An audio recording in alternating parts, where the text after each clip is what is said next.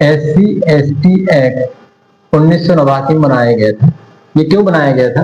कि कुछ SC और ST के लोगों को प्रताड़ित किया जाता था, वोट डालने नहीं दिया जाता था, दबंगई चलता था गांव में, है ना।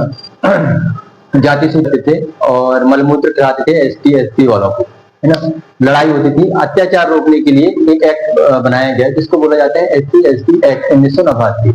अब ये 1989 SC/ST एक्ट 1989 जब बनाया गया, इसका सीधा फंडा था कि SC/ST के व्यक्ति हैं उनको कोई प्रताड़ित ना करे, इसलिए ये नियम बनाया गया था। क्योंकि लोग हम ऊंची जाति के हैं करके लोग मलमूत्र खिलाते थे, जाति सूचक शब्द बोलते थे, मारते थे, पीटते थे, जमीन कब्जा करते थे। तो ये सारी सिचुएशन को देखते हुए गवर्नमेंट ऑफ इंडिया ने 1989 में एक एक्ट बनाया गया जिसको बोला जाता है SC/ST एक्ट। अब अगर किसी को जाति सूचक शब्द बोला जाता है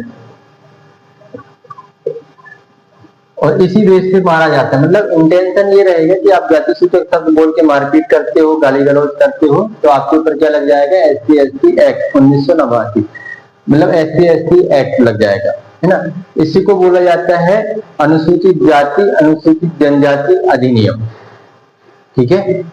और इसी को बोला जाता है एट्रोसिटी एक्ट, मतलब इसको बहुत सारे नाम से जाना जाता है SC/ST एक्ट को, है ना। आदिवासी दलित समाज सुरक्षा के नाम से भी जाना जाता है, इसी को बोला जाता है, ठीक है। फॉर एग्जाम्पल से एक और चीज, अगर ST और SC, ठीक है, इन दोनों के बीच में होता है, ST का व्यक्ति किसी SC व्यक्ति को जाति सूचक शब्द बोलकर, इंटेंशन उसका जाति सूचक शब्द है, उसको बोलकर लड़ाई झंझट करता है, मारपीट करता है, तब भी वहां पे क्या लग जाएगा? SC/ST act. अब इसका जो जांच है, जांच करता है DSP। कौन करता है? DSP जांच करता है। कुछ मामलों में अग्रिम जमानत हो जाती है, पर ज्यादातर टाइम में अग्रिम जमानत नहीं होती। अगर किसी व्यक्ति के साथ जाति सूचक शब्द बोल के मारपीट किया गया है तो उसको डायरेक्ट कहां भेज दिया जाता है? जेल।